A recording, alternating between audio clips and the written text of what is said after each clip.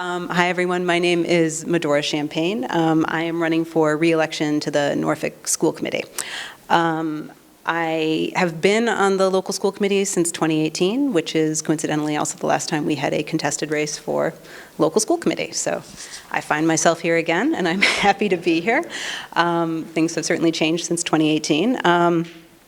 Over the past 6 years, my focus on the committee has been on long-term planning and the fiscal health and budget concerns and constraints that our local schools are faced with pretty much on an ongoing basis. Strategic projects and strategic planning initiatives to improve the fiscal health, academic environment, and efficiency of our elementary schools have really been my priorities. I have served on a number of subcommittees, so bear with me. I have been a 5-time member of the budget subcommittee. I've been on the policy subcommittee for this past year. I've been on the district's collective bargaining team with our local NTA teachers union. I have on several occasions been the delegate to the MASC conference in Massachusetts, which is the Massachusetts Association of School Committees. So it has been a great learning experience for me. It has certainly been different than what I thought I was getting into in 2018. Some highlights for me have been, I feel like I'm yelling into this. Some highlights for me have been capital improvement projects like the roof replacement at the HL of Day, fiscal improvements to the district's health, which have included the establishment of the Special Education Stabilization Fund in 2020. And I think maybe the elephant in the room for any school committee member who has been around as long as I have, is serving on the committee during the COVID pandemic and in the years that have followed what some in the real world refer to as the end of the pandemic, but I think that anyone who has students who are coming out of the pandemic understands it's an ongoing concern for our students, particularly our elementary students. Moving into a third term on school committee, my priorities would remain largely the same. So fiscal health and budgetary concerns for the district, trying to work collaboratively and creatively with other stakeholders in town to meet the needs of our students and simultaneously take into account the constraints that the overall town feels as a municipality. In addition to that, obviously, I don't think it's a secret that the district is being faced with some significant infrastructure concerns moving into the future. We have a enrollment situation in our schools that is not going to go away. Recent demographic data indicates it is going to get worse, and as such, a responsible long-term solution has to be identified and has to be implemented. So currently, I am a member of the school building committee, which is actually a separate board that is comprised of appointed residents and other stakeholders from both the schools and the town. So we are currently engaged in feasibility studies for various options to establish a permanent solution to the spacing and enrollment issues that we're facing in our schools. So those would really be my primary objectives. I would be remiss if I didn't say that I would also like to thank my wonderful family and lovely husband who have put up with me being on school committee for the past 6 years. And I ask for your vote on May 7th. Thank you. Peter? Yeah, hi, good afternoon. Peter Schwalbe. A little bit about myself since I'm a new candidate. My wife Jennifer and I have lived in Norfolk for the past 9 years. We have 2 kiddos in Freeman Kennedy. They're actually here in the room, and I do believe that they've submitted some hard-hitting questions for us. But we love Norfolk, and we're here to stay. About my background, educationally, professionally, I have a master's of music degree in classical piano. I'm a Fulbright scholar. I also received my MBA from Kellogg School of Management at Northwestern University. I spent the first 10 years of my career as a music educator, working alongside students and teaching in private, public, and college-level institutions. These days, I'm in quite a different career. I'm a management consultant. I work with life sciences, pharmaceutical, healthcare companies. So part of why I put my hat in for this position is that while Norfolk has a lot to be proud of, our schools are a big reason that people move here. We have a lot of complex decisions coming before us over the next couple years. We have some budget shortfalls to start planning for. We have growing enrollment, as Madora mentioned, and those capacity constraints with the building that we need to look at and address. I think the qualities that I bring to the table will help to solve these challenges with the committee. As a music educator, I just want to start first and foremost and say that time working with students really built a deep respect for what a teacher does with a student and how they nurture and grow students in our schools. And the value of that, plus the criticality of, the partnership between teachers, their students, and the parents as well. As a consultant, my strengths really lie in building bridges, doing a lot of listening, and coming up with collaborative, constructive ways that we can move forward. Within my work as a management consultant, that entails change for multi-billion-dollar industries. And I feel like that's going to be very valuable to help the school committee in advancing Norfolk schools.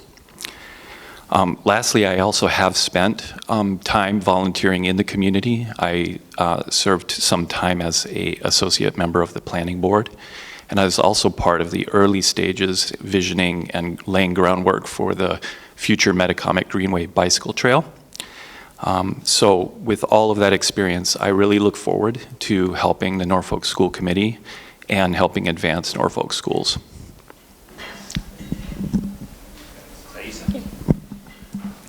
Hi, my name is Taies Hickman. Professionally, my name is Dr. Taies Bingham Hickman. I come from a family of public servants. My great aunt actually helped establish federally the Wampanoag tribe in Mashpee and founded the Wampanoag Museum and the Historical Commission. My great uncle was the chief commissioner of Mashpee. I come from a family of police officers, state troopers. My father was in the military, and my grandmother was a public school teacher for kindergarten and first grade for 30 years. So education and public service is important to me personally. We have lived in Norfolk for 6.5 years. I have 2 boys, one at Freeman and one incoming at HOD. My academic background, I have a bachelor's in biology from the University of Maryland Eastern Shore, a master's and a PhD from New York University, and an MBA from Northeastern. After I graduated from NYU, I did a postdoc in biomedical science at Harvard Medical School, and then I transitioned into the private sector where I worked at a health insurer, Beacon Health Options, under the direction of Tim Murphy, who was the Secretary of Health under Mitt Romney. And while I was there, I was the Vice President of Data Analytics for 7 years and stayed with that company as it grew. After which I transitioned into academia, into Brown University, where I served as the Associate Director for Biomedical Informatics for 2 years. And now I'm in academic administration at Brown, where I run a consortium that includes Brown, but also all of the other Ivy League institutions in the US, a number of elite R1 institutions, and minority-serving institutions and historically black colleges and universities. We run a summer internship program, we run professional development workshops, we run sessions for our junior faculty. I also write grants, so I'm skilled in that. I manage a budget of upwards of $5 million. In addition to that, I have founded my own nonprofit called New England Equity Collective, which helps folks provide opportunities to pathways to home ownership, and I'm also a realtor. So those are just some of the things that I do. I've also been on the CPAC in town for 6 years. When I moved here, it was a small CPAC. I think there were 2 people on at the time, and I helped grow that organization, and hopefully you've all seen the great work that the CPAC is currently doing. I have been involved in the community. I serve on the Equity Council that's run by the superintendent, and also the school council for Freeman Kennedy. So, I am committed to the success of education in this town. I've been to several school committee meetings over the years, and so I'm informed about, where we are from a budget perspective and also from an education perspective. And although, we all love this town and the schools are wonderful, we definitely have some work to do. I also have a son with special needs, which I think it's important that we have folks on the school committee that represent all of our children, and so I'm here actually running for him. I do a lot of things for him. I serve on the Massachusetts Down Syndrome Congress as the chair of development and also Autism Care Partners. So it's just deeply embedded in me, the importance of giving back, of supporting all of our children, and really being committed to education. So that's why I'm running for school committee, and I hope that I will have your vote on May 7th. Thank you. So hold on, Mike, because I'm going to ask you. Yes. I'm going to ask a few questions, Sure. the same for each of you, and I'm not going to say that it's like a rapid fire round or anything, but if we can, and some of them are not easy questions to answer quickly, but if we can kind of get your core philosophy on some of these. Some of these questions are a mix of what I have received from the audience and kind of something that I've added on to it. I'm going to start with kind of a meaty one, and I'd like each of you to talk about your philosophy in and around budgeting for the school, including just general philosophy and your own priorities. And I want this discussion to be about both capital and operating. And I would like you to include in that your position on potentially having to go for an override, either now or in the future, and what your general philosophy is on that. I know that's a lot, so it's essentially but I think we can get to it, so. Sure. I mean, if anyone has looked at the numbers, and they've been presented at school committee a couple of times now, we in Norfolk pay, I think we have the second highest tax rate in Norfolk County, yet we are at the bottom of the list when it comes to per pupil spending. So we spend about $18,000 per student compared to our peers. Which is concerning given the amount of taxes that we pay as a community. And, again, difficult budget conversations have been had, but, we just barely were able to pay for the ELA curriculum that we just purchased. I think we were able to pay 50% of it. We also need a math curriculum. So we're facing some significant challenges when it comes to the school budget. I think in terms of, how we think creatively and innovatively about how we address that, I think there's a number of things that we do. I think we can expand the after-school program, which is a paid program. There are very few slots. The waiting list is long. I think we could also expand preschool, which obviously that implies that we have the space to do that, but preschool is also a paid program. So I think there are a number of ways that we can address this. The other thing that I keep hearing over and over from the superintendent and the assistant superintendent is that we continue to apply for grants, but Norfolk is not eligible because we're considered to be a well-off community. We do have low-income families in this community, although we don't do a great job of identifying them. And I think if we want to be competitive when it comes to applying for state grants, we really need to be more strategic about, the types of grants that we're going after and how we might be able to become eligible for some of these state funds, because right now we're just not getting them. They're going to the big cities who need them, and rightfully so, but we also have challenges in this community, and I think there are ways that we can better address those challenges by being more strategic about the types of grants that we apply for and how we identify the types of people that live in this community. So a quick question for you, it's Sure. yes or no. I apologize to cross-examine people. Yeah. If the school budget, or whatever budget the school committee wanted to put forward, was just not within the levy limit that the town had the ability to do, would you, as a school committee member, promote and support an override? I would. I mean, I think given the growing enrollment in this town, we continue to attract families with children, which is great, but we also need to be able to support them. And I think if we're going to continue to develop and build and, we want to encourage people to move to this town, I think that we need to think about how we fund our students' education. And again, right now we're at the bottom of the list out of the comparative towns when it comes to per pupil spending. So from my perspective, I think it's imperative that we invest in our children and in our students. So, yes. Thank you. Peter? So Yes. the whole big budget discussion, start where you like and finish with that last question, if you would. Yes. Well, Or start with it. yes. So, no, that's not the answer.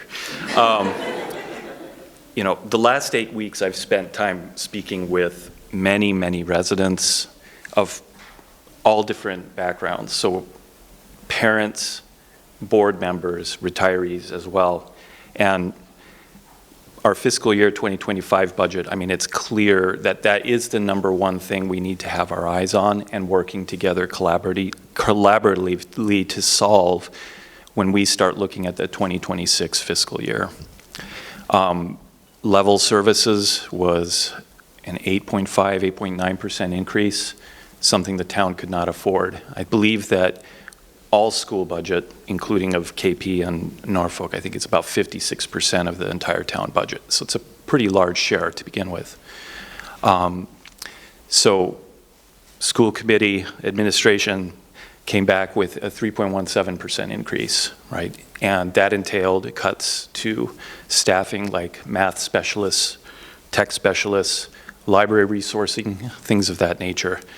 And in my mind, it's a tip of the iceberg because we start 2026 somewhat behind the game because we had to go into one-time funds to balance that budget. So we took out from our stabilization special ed stabilization fund and another type of similar kind of cash reserve. So that's a one-time deal, and so we won't have that going forward necessarily, or a portion of that. It's not necessarily the best financial practice to balance the budget with cash reserves. At the town level, we had to do the same. I believe it was $1 million cash reserves we had to use for this year's budget. So an override potentially might be imminent in our near future. And so we will have to look at that very carefully because we also have the fire station. We have as well the recent Tri-County as well that's going to be coming onto our tax roll. A potential override, be it for school budget, be it for overall town budget. We also have the school expansion, which is a very important topic, and that may entail additional tax burden. So all of that to say, fiscal responsibility is key in this process. Collaboration among the board, among the committee, along with the select board and town administrator is going to be critical. Looking at both what the school needs, but also understanding that the town has to operate as well, and we have a growing population of 65 plus in our town, and that's also a population that's going to continue to grow, who have fixed income. It will become increasingly difficult for that audience to be able to afford to live in Norfolk. So as a school committee, we need to prioritize the well-being of our students and and give them the best education we can, and we have to do it in a responsible way. And that's going to be a very difficult path to chart forward, but again, collaboration is key to that. Let's see, have I answered all the questions? I think you've touched on a lot of stuff. Okay. Well then, So let's pass the mic. I submit the mic to Madora. Thank you. I have the benefit of 6 years of hindsight at this point to sort of inform my decision. To broadly talk about operating expenses, so it was operating capital and then the yes or no rapid fire. Okay.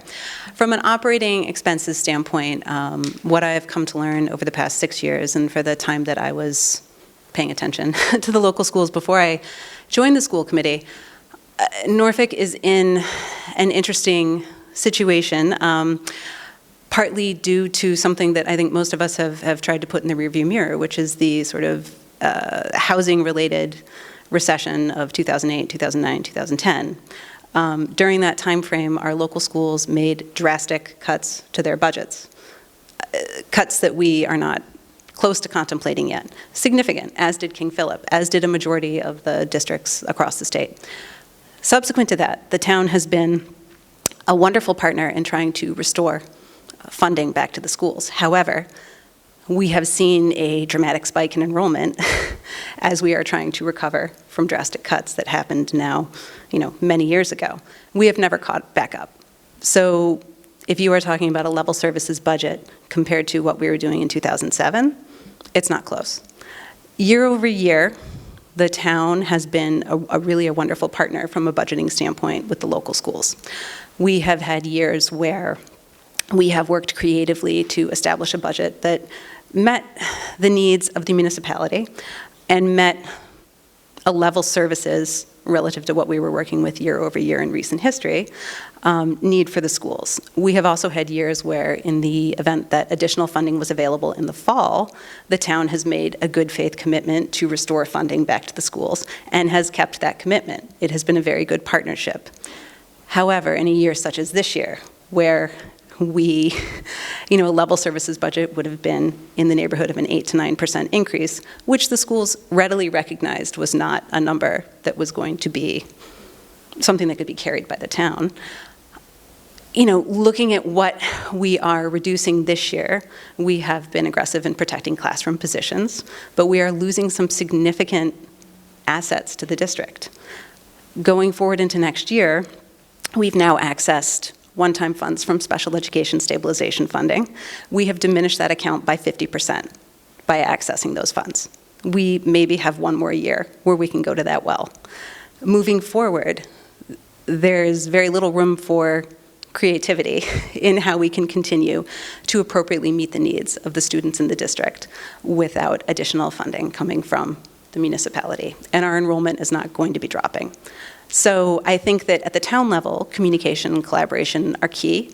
We have early and frequent communication with the town around the budget. It typically begins in December. We've had conversations even in November from a budget subcommittee standpoint about moving into the next year. That kind of communication is important so that we understand where everybody is coming from, where we stand relative to the King Philip budget, which is always different, which creates an additional layer of challenges and is also an important layer of educational funding for the town. Another topic that I think is worth addressing, in a forum where I have a captive audience to talk about educational funding, is what's coming from the state, or more importantly, what is not coming from the state. The Chapter 70 formula for educational funding in the Commonwealth of Massachusetts is broken. It has not at all kept pace over the past, years with what the actual costs of education impose upon a district and a municipality. So I know that there is some advocacy at the state level that's happening around that topic. I know that we may even see some additional Chapter 70 funding coming in this fiscal year. It won't be a huge amount, but in a year where we're talking about tens of thousands of dollars resulting in the elimination of positions, it will be significant enough that if that funding is restored back into our budget, it would be a meaningful thing in the fall. Additionally, from the standpoint of state aid, circuit breaker funding is always a challenge as well. So, advocacy around that layer of state aid is important. So if the question is for the operating budget, would I, yes or no, support an override? Should the circumstances require it, I think that it is certainly something that I would support. It would depend as well on what the impact would be, and also what proportional cuts had been made in other departments across town, because I should say as well that in years where we have been asked to make reductions, we are not the only department in town that is asked to make reductions.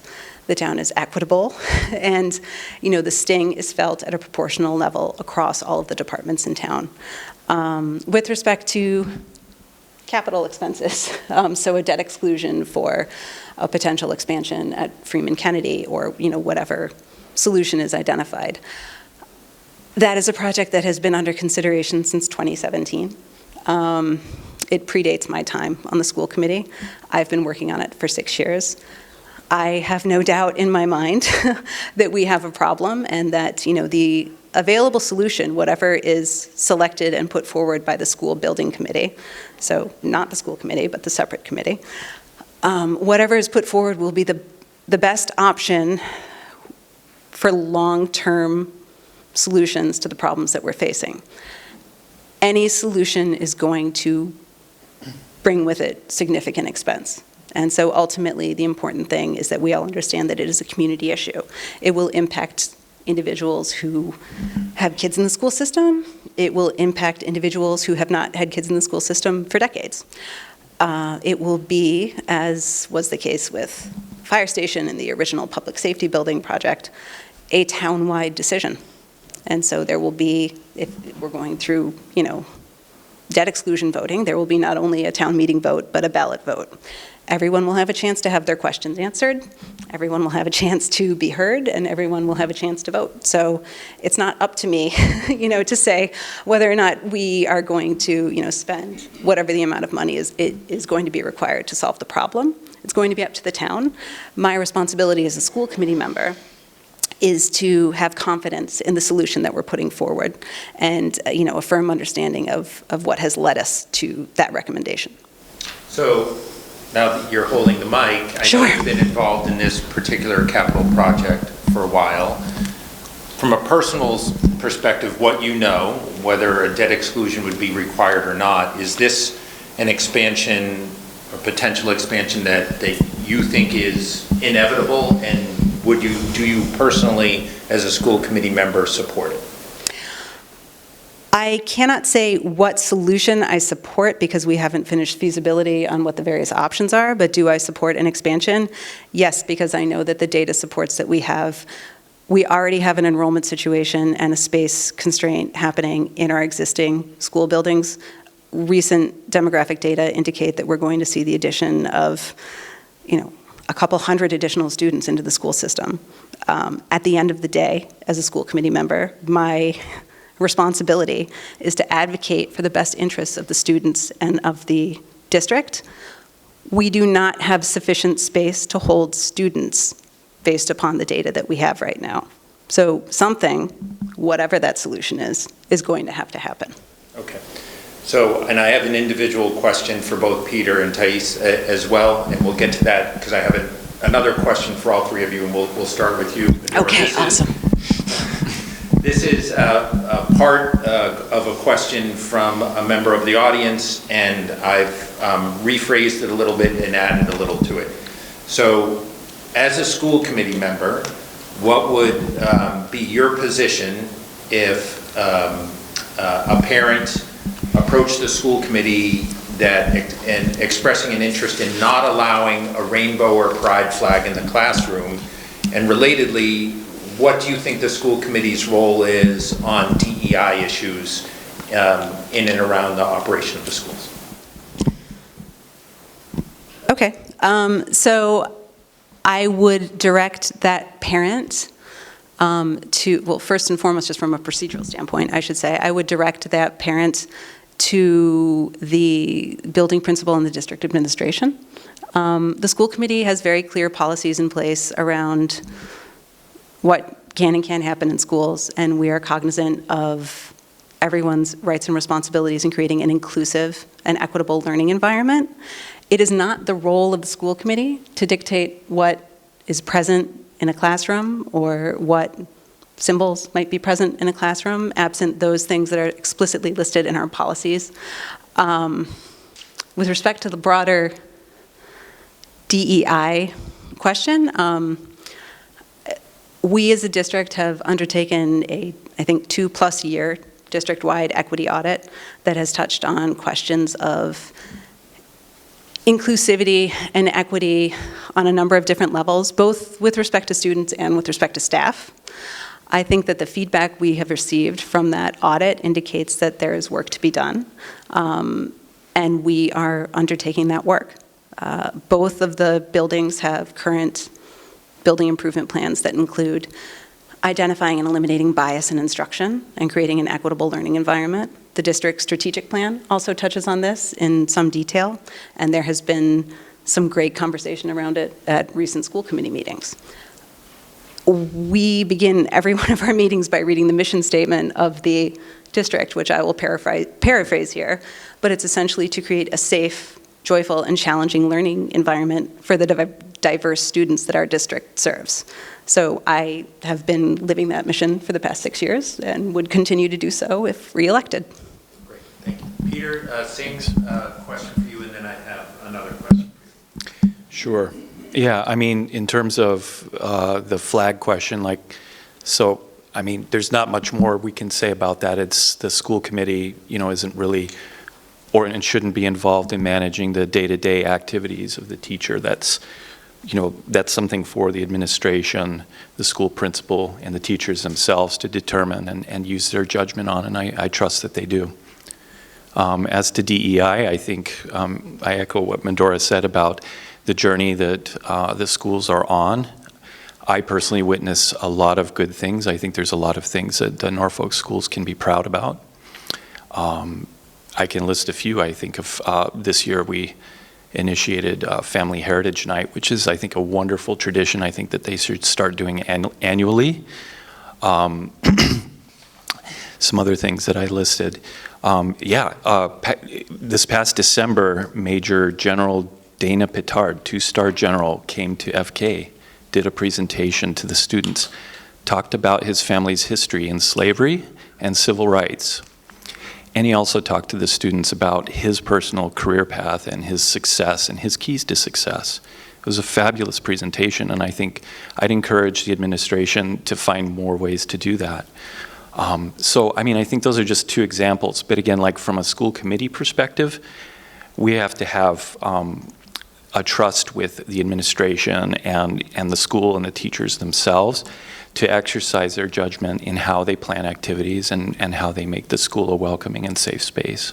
Great, thank you. So here's a question for you off topic, and then we'll get back on topic with Taies. You're a scholar in the arts, and it appears that the arts are often one of the first things on the chopping block when things have to get done at an education level. So what would you try and do, assuming you're an advocate in having arts education and music education in schools? How would you promote that and foster that, both from a budget perspective and just a general role in promoting that as a school committee member? Yeah. Gosh, I mean, a lot of things to unpack there in my own personal, passion for, music education. At the time that I spent teaching students, it was something that was highly valued and seen as something that was, a good thing, but more of a nice to have. I think having some of the studies in the last 5 to 10 years that show really true correlation between music education and overall academic well-being of students has kind of been, I felt vindicated as a former music teacher. And so my personal passion for that, again, has to be balanced with what the needs are, overall for students. And so that prioritization would be something that I would certainly advocate for, but look to, collaborate with my committee members and the administration, Dr. Lardy, in terms of if we're looking to, have to make changes in those areas due to budget, what can we do to salvage, save, retain? And I do think that there is an opportunity, not only with music, but with other areas that we feel might be missing for parents. I know that we have the PTO, but we also have a lot of, fundraising and volunteering. But I do feel that in these times of difficulty that we're going to be facing and that we are facing, that there is something there for parents to start to come together more proactively to help some of these areas and, find ways that we might be able to be budget friendly, but yet include some of these academic areas. And school committee doesn't implement, programs, et cetera, but hey, we can talk about these ideas and help channel these to the right people and places in the town and within the administration to see if they have legs and can move forward. Thank you. Okay, so back to the main question, then I have a question uniquely for you as well.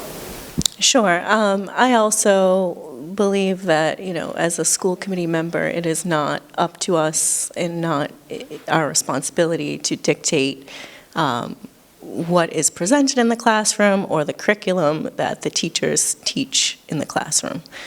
There are state requirements for what educators are supposed to be teaching our children, and there are policies and procedures around what you can do in your classroom. And so I don't think it's necessarily our responsibility to delve into that and to micromanage what happens in the classroom.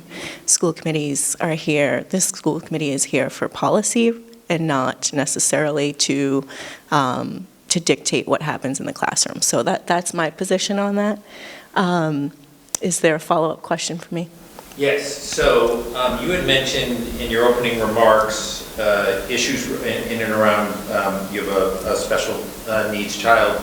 So obviously, and I see this town after town, because I represent cities and towns, incredible challenges on managing special education, both structurally and from a budget perspective.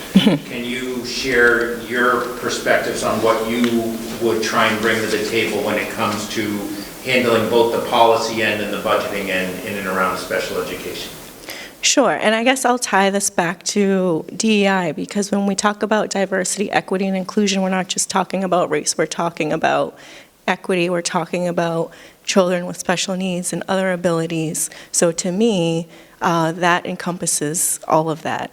And one of the concerns that I had actually at one of the school committee meetings that I attended was related to an equity audit that the superintendent led, which had some very I guess, disturbing findings from my perspective, specifically around the special needs population. So in Norfolk, in our district, 18% of children have some sort of a disability, so that's a significant percentage of our kids. And as a result of some of these findings, we see that specifically with children with special needs, they found that male students and students with disabilities are more frequently involved in formal disciplinary action in the schools, and that 44.9% of the discipline reports were related to children with special needs. To me, that's very concerning. And then again, going back to the special needs population and the economically disadvantaged population, they're also found to be in the chronically absent category more frequently, missing over 20 days of school or more. So there's definitely something that we need to be paying attention to and that we need to do more of when it comes to supporting our children with disabilities. Specifically with autism, again, we find, and this is based on national trends as well, that children with autism the diagnosed population tend to be overwhelmingly male, 4-to-1 as compared to female.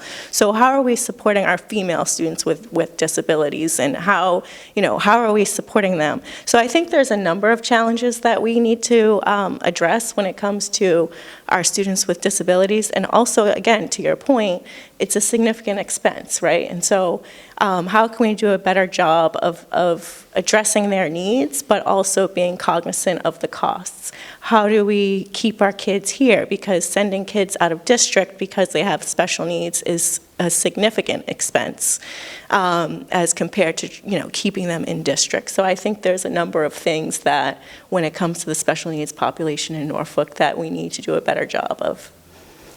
Yeah. So thank you all. I'm sorry I threw some long questions at you all, but thank you very much, and good luck next Tuesday. You want me to start over, Karen? Okay. All right. So I'll start over. So I'm taking that out of your time. that's fine. I'll keep it brief. So again, thank you all for coming here today. Those of you who don't know me, my name is Chad Peck, and I'm proudly running for Select Board. Lived in this town for 7 years, and I'm proud to call this town home. I live here with my wife, my son Colin, my daughter Sophie, and I also have an exchange student, Easy Day. She's here through the school year. One of my personal goals is to give back to the community, which I started almost day one when I moved here. Within weeks of moving here, I was approached to start coaching soccer, so I've been coaching my kids for several years, but I've coached them for several years, but it started literally 2 2 weeks after I moved here, and I coached at SC Norfolk and at KIPSA. Most recently, I've transitioned into the planning board. I've served on the planning board for 5 years. I'm currently serving as the chair of the planning board. Education-wise, I am a Bachelor of Science in Civil Engineering from Purdue University, and I most recently completed the CIO education program, or executive education program at Carnegie Mellon. I'm a business owner. I currently, I'm a business owner, and I've held many hats in my business over the years. I currently lead technology and finance. I consider myself a fair, balanced, transparent leader, and I thrive on finding creative solutions. I think that's the engineer in me. So personally, I believe that I have these leadership skills and commitment to serve as your town leader. And there's many challenges ahead of us on the select board. If elected, there's many, for me and the rest of the select board, there's many challenges. There's the affordability in this town. We all know our taxes are high. We've heard about it, you know, in the previous candidates. Taxes are high, so we have to look at creative solutions. We have to exhaust every solution. We need to look at any funding we can get from the state, any grants we can get.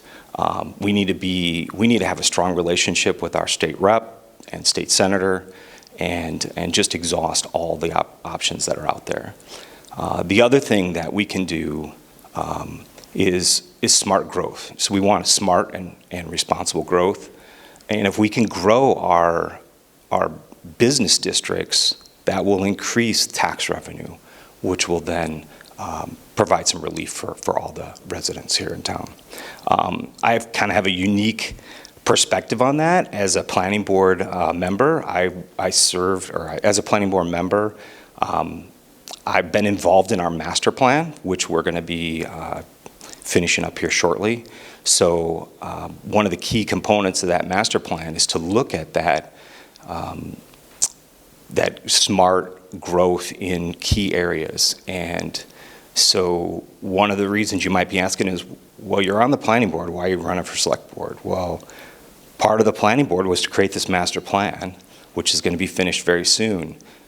But once we create it, it's a set of guidelines. We then hand it off to the town administration, but it's up to the town administrators and the select board to implement those guidelines. So I want to take that next step and be part of that. So anyway, that's why I feel I'm best suited to be your select board member and leader of this town. I appreciate your time listening to me, and I request your vote. Great. So I have a few questions for you. So I know just from, and I'm not trying to steal his thunder or anything, from your opponent's signs say that it's time for a change. Yep. And do you think, and I'm not asking you to endorse his, talk about his positions, do you think that there's anything that's happening at that executive level, the select board level, where change is needed? And if so, what do you think it is, and how would you get there? So yeah, I mean, obviously we have a strong leader that's leaving the select board. The select board is comprised of three leaders. We have a strong one leading. They're all good in their own respect. The select board it's kind of like a stool. There's 3 legs, right? And each one of them provides some unique opportunity, unique input, unique experiences. And so I think that I provide a different perspective than the other 2. I have a very different background than the other 2. I'm fortunate enough that I've lived in 4 different places in my life. I do call this one home, but I've lived in different communities of different sizes, so I think I have that unique perspective. I also believe that my background and my dedication will serve me well. So the school committee candidates fielded a question from me on budgeting. Mm-hmm. State isn't giving us, as you've heard and as you know, state isn't giving us as much money as they should. Mm-hmm. DPW needs money, public safety needs money, general government needs money, library, Brian, right, needs money. We have a levy limit in town, mm-hmm. and if you felt as a select board member that whether it's education or any of those or all of them, that needed a boost, what's your general philosophy on if you've exhausted everything else and the choice is cutting vital services or going for an operating override, which we do not do often in this town, what's your position on that?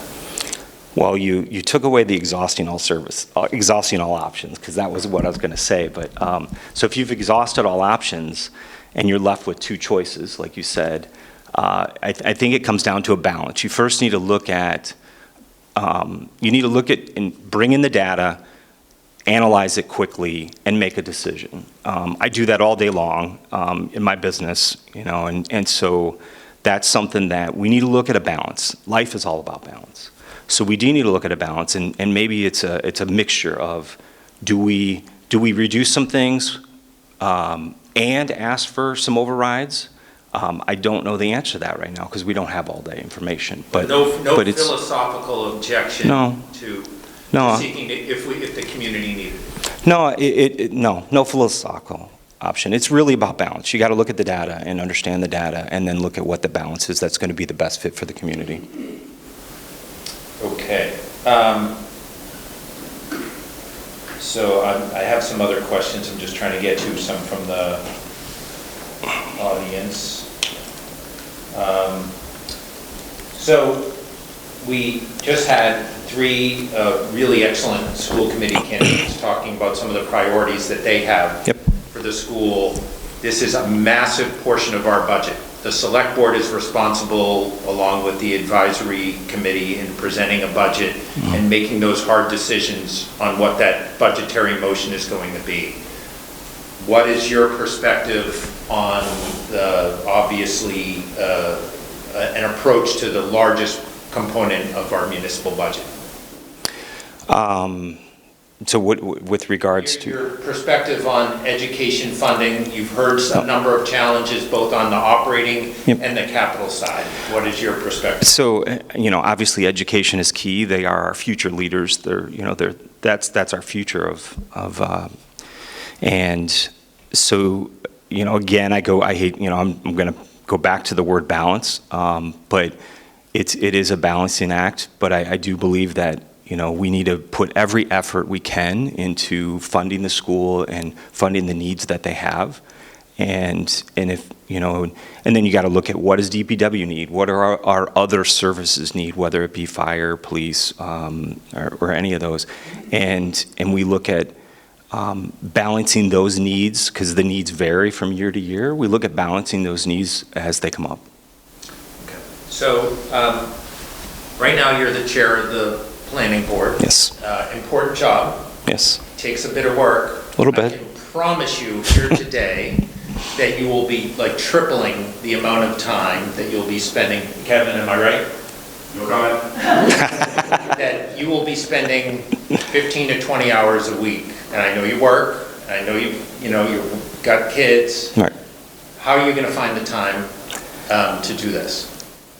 So it is going to be more work. I'm fully aware of that, and I have talked to some of the select board members about that, about how much work and effort they do put in. As the chair of the planning board, I first started off as just a planning board member, not a whole lot of work. It's more, as a member, it's just what you want to put into it, a little bit of work there. And then when you become the chairman, that work escalates dramatically. I do believe that this will probably be double, if not triple, that work. I do have a job, yes. I mean, and because this is a volunteer position, I do have a job that pays the bills.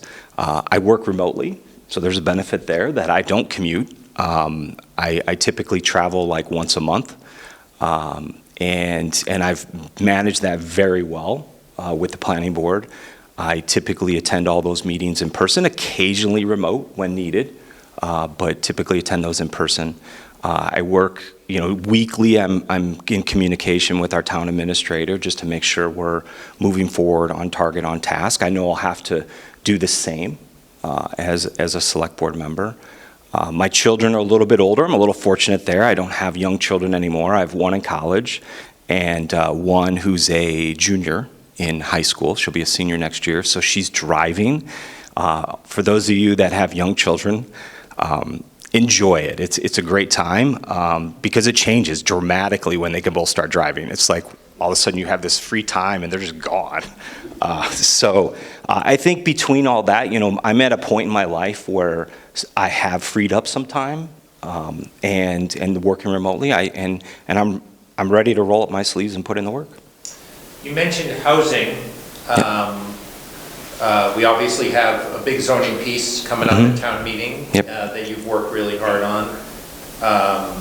We have some affordable housing in town. How would you describe the town's affordable housing report card, so to speak? And what, as a select board member, do you think you could do if you think there's room for improvement there to help with housing affordability here? So when it comes to affordable housing, we do have a housing trust. We worked really close with them on this latest zoning article. You can call it housing choice, or you can call it the MBTA zoning. They pretty much mean the same, but it is going to be on our town warrant. It is on our town warrant, and it will be at town meeting here soon. But I got to work with our housing trust quite a bit recently while putting this together. We have a very well-run housing trust. We are in constant communication with the state, and even though we don't meet our 10% threshold, because of all the work and effort we do and our communication with the state, we are in good standing. We have no negative impacts from them, and they actually look at us as a model and use that in other towns. So I don't right now see a room for improvement with that. It's stay the course and maintain that level. Okay. I don't have anything further. Okay. Thank you. So a couple reminders. Early voting has started. We have an election on the 7th. We have town meeting on the 15th. I know I will see everyone at town meeting. So thank you all for coming. Go vote and come to town meeting. Thank you. Yes.